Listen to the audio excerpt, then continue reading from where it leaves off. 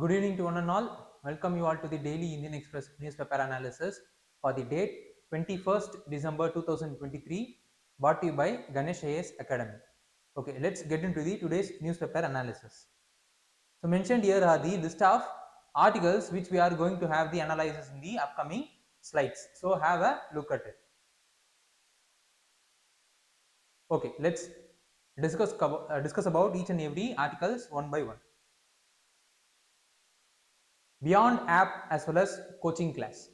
So this news is related to the disruptions that has been made by the technologies and the usage of technologies as the only means to fill the gaps in the education system. This is what the article is meant about. Okay, let's move on to further details of the news.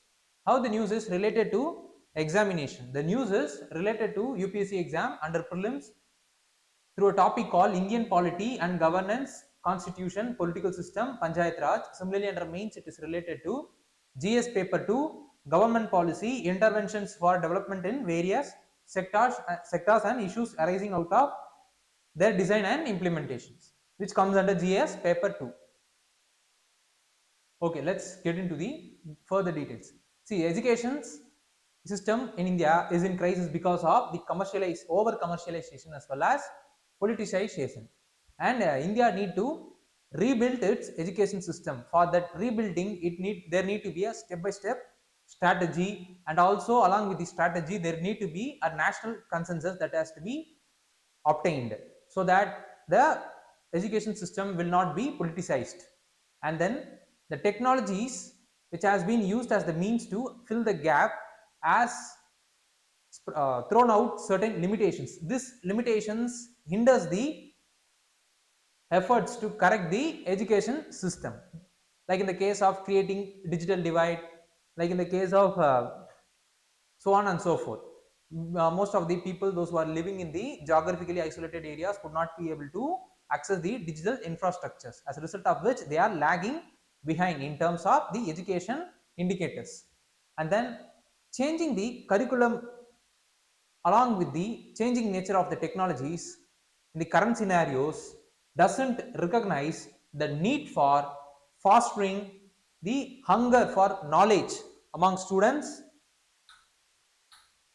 and also it also doesn't inculcate the value of the hard work and then diligence for internalizing the lessons. These are all the certain aspects which could not be able to taught through the online media, but through the healthy environment, like in the physical areas. So considering this as the scenarios, these are all the values which needed to be taught at the earliest stages of the life itself. That is the reason why the China has banned the edutech for the classes 1 to 6 in their country, so that these values will be inculcated in the children in the physical areas of the classrooms by creating healthy environment for the children. And then this is the one thing, that is the technological disruptions that has created many problems in the education system. Along with it, the tuition centers are also emerged as the result of the government policy, like in the case of undermining the higher education exams by making the national examination as the only means to reach the professional careers or courses, which in turn has led to which in turn has led to mushrooming of more number of tuition centers or coaching centers. And parents in Indian society are spending more on this parallel education system, that is the coaching system. So we could able to see that nearly 10 to 15 40,000 per month have been spent on the tuition centers by the Indian parents. And what is the problem of this center is, first and foremost, it is unregulated as well as unsupervised. And then because of the government's preoccupation for managing their own public sector schools, they could not able to regulate the tuition centers as well as the coaching centers that has mushroomed across India. Thirdly, because of this unregulations as well as lack of supervision, the teachers, those who have been employed in those centers as well as the private institutions, are poorly trained as well as poorly paid. So these are all the problems that is present in these centers. And what is the negative outcome of this scenario is there is a divide between well educated as well as the less educated. That is, the children well educated are the children those who are coming out from the uh, elite group, that is they are the fourth generation educated people. Like the less educated are the students those who are coming out from a family where they are the first educated children, or the children those who could not able to finish their higher education. So their gap between these two segment of people are getting widened because of these scenarios. Secondly, the class 5 students can read only the class 2 texts, and also at the same time the class 5 students, out of the entire students, only 79% of the 79% of students can't able to do the simple division. So this is what the outcomes that has arisen out of it. And we could able to see the data. See, the Indian public sectors, that is government school, accounts for nearly 15 lakh schools, and estimated 95 lakh teachers are been working in the government schools, and then nearly 26.5 crores students have been enrolled in the different government schools. Similarly, this because of this management of huge government schools, government it is leading to the preoccupation, which in turn is leading to unregulation of those private coaching centers. And there is one category, that is,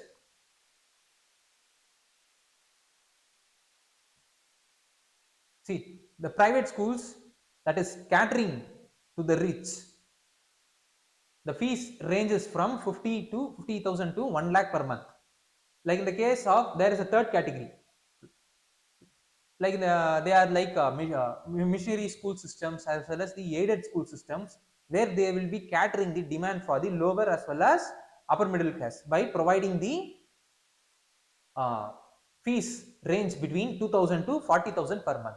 So these are all the three categories of schools that is right now present in India. In that, first category is the public sector schools, that is the government school, which uh, which is very helpful for the people those are coming from the below poverty line.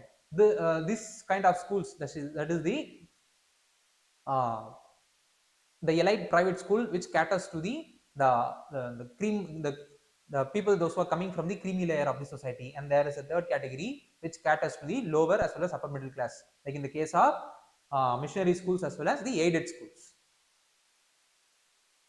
So this is what the thing that has arisen. So what we need to do further is there need to be social participation in terms of the policy making. The policy making should not be handled only by the governments as well as the bureaucrats.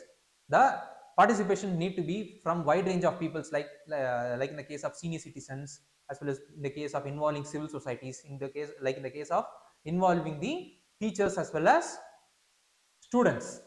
Then there are other innovative mechanisms, like to make cash doles to the women, but on the condition that the school their children are performing well in the school. Thirdly, the teacher need to be made accountable for the performance of the children's, and then the spending need to be increased. Right now the spending for the education sector has been stagnated to 3% of the GDP for the past 2 decades, which need to get enhanced. So this is the way forward for the to overcome the lacunae that is present in the education systems. So what need to be studied further is we should know about what are all the schemes that has been involved in education development, and then national education policy, and then sustainable development goals. So these are all the things which we need to be further aware of.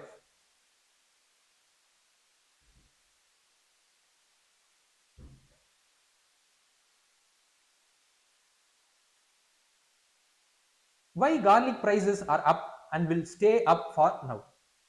So the news is related to the recent surge in the price of garlic price. So that is what the news is about. So how the news is related to examination is, under prelims it is related to economic and social development. Similarly under mains it is related to major cropping patterns in various parts of countries, different types of irrigation and irrigation system storage, transport and marketing of agriculture produce and issues arising out of it, which comes under GS paper 3 economy. So the garlic price have increased recently, and it was increased to 250 to 300 in the range between 250 to 350 per kilogram. Last year at the same time it was at the price of 40 per kg. The reason for price rise is delay in harvesting and then the loss of crops because of the lack of cold storage. See, the garlic is grown in two seasons, that is both in Rabi as well as in Kharif season. The growers in Kharif season, the states that are growing the garlic in the Kharif season is Chhattisgarh, Gujarat, Madhya Pradesh, Tamil Nadu, Karnataka, Rajasthan, and there is a delay because of the late onset of monsoon. It has led to delay in the sowing as well as the harvesting, which in turn is leading to later arrival of the garlic to the market. And how long the price rise will be continuing is that the price rise will be is after when the sufficient quantity of the garlic enters the market. This is, and will the Rabi next season will be the Rabi garlic crops, and if the will the Rabi crop will be affected? Yes, in general right now the Rabi crops, the acreage of the Rabi crops is 3% less than the acreage of the Kharif crops. Considering this as the base, what the experts are saying is that there might be a drop in the production of the garlic in the Rabi season, and also because of the erratic rainfall, there is lack of soil moisture, which will intimidate the healthy growth of the crop. So this is what the future expectation in terms of the garlic in the Rabi season. Okay, let's move on to what does this garlic is about. It is both the Kharif as well as Rabi crops, and Madhya Pradesh is the state which is the largest producer of this crop, and garlic grows mainly under low temperature and it thrives in loamy as well as moderate region with drained soil. So this is what the details in relation to the garlic is about. So what need to be studied further is, we should know about what is Kharif crops. Secondly, we should also be aware of what is MSP and what is the PDS system in India. Fourthly, we should also be aware of the mechanism of monsoon. So with this, we have reached the end of this topic.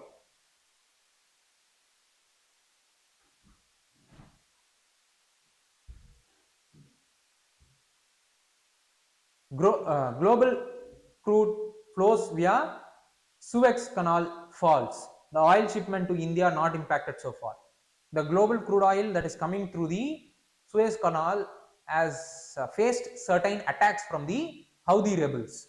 That is the reason why most of the private companies as well as the oil shipment companies are hesitating to take their trade through the Suez Canal. So there is a drop in the passage of the ship through the Suez Canal. This is what the news is about.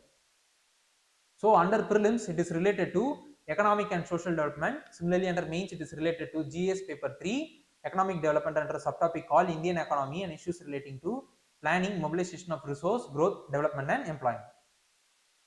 Okay, let's move on to the details of the news. The number of shipping and oil companies are now avoiding the transitioning through the Suez Canal as well as Red Sea due to the recent attack on the commercial vessel.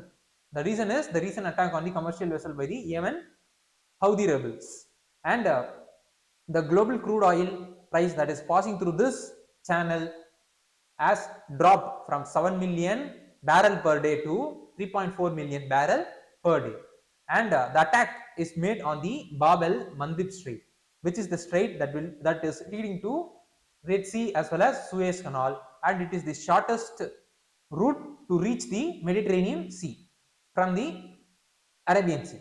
And India's oil shipment, which is coming to the Strait of Hormuz, hasn't faced any kind of attack So India's shipment will be going smoothly through this area.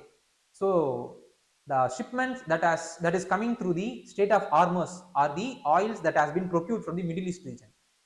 The Russian oil which India is procuring from the Russia is coming through the coming through the Suez Canal only.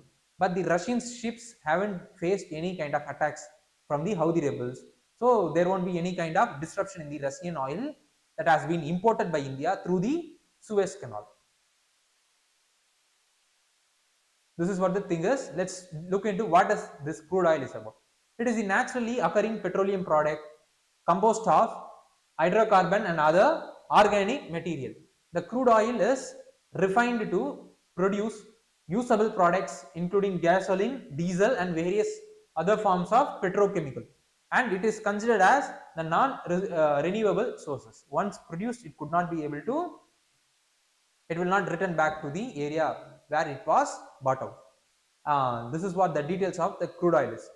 Let's get into India's case in the crude oil. India is the world's third largest oil consumer, and India imported 212.2 million tons of crude oil in 2021-22, which is up from 196 million tons in the previous year. Higher crude import bill has led to widened fiscal deficit in the economy. So this is what the scenario with relation to the crude oil and the recent news and the crude oil impact on India.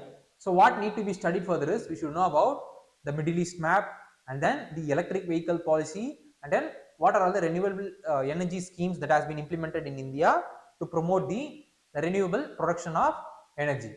So with this, we have reached the end of this article.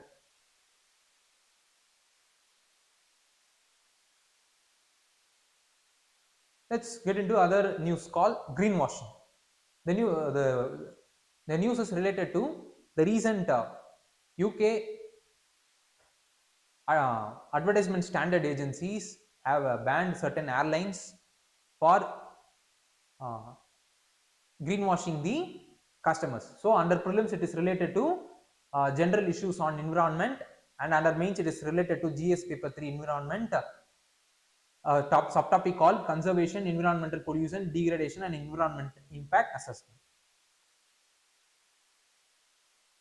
So the UK regulator, that is the advertising regulator, has banned the advertisement from Air France, Lufthansa Airport, Etihad for allegedly misleading the consumers regarding the environmental impact of air travel, and this is an accusation for greenwashing. So what is this greenwashing is? The greenwashing is when a firm, private firm or the government firm, gives a false impression that their products or activities are climate friendly or help in reducing the emissions. It may also occur when the company hides the environmental degradation that company poses to the surroundings. And also the greenwashing involves environmental imagery, misleading labels or hiding all the facts. So these are all the things which comes under greenwashing. So what were the ads? See, the company, the Air France has claimed that the airline was committed to protecting the environment and urged the holidaymakers to travel better and sustainably. Similarly, like in the case of Lufthansa Airlines, it is suggested that the customers would fly more sustainably, and Etihad offered the flying total peace of mind. So these are all the advertisements that has been made by the respective airlines, but these airlines have this advertisement has overshadowed the negative impact these airlines are producing to the environment. That is the reason why UK regulator banned the advertisement of the corresponding airlines. So how polluting are the airlines is? See, currently the aviation industry is responsible for approximately 2.5% of the all human produced carbon emissions,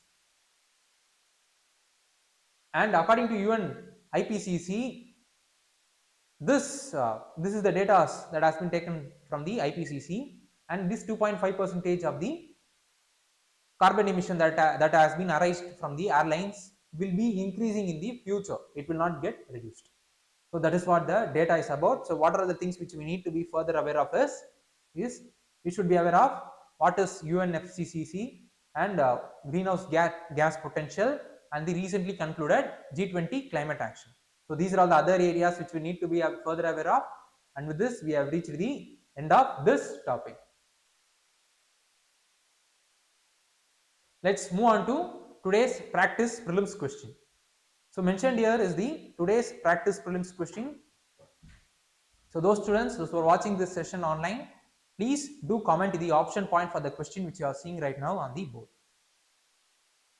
With this, we have reached the end of today's session. Thank you.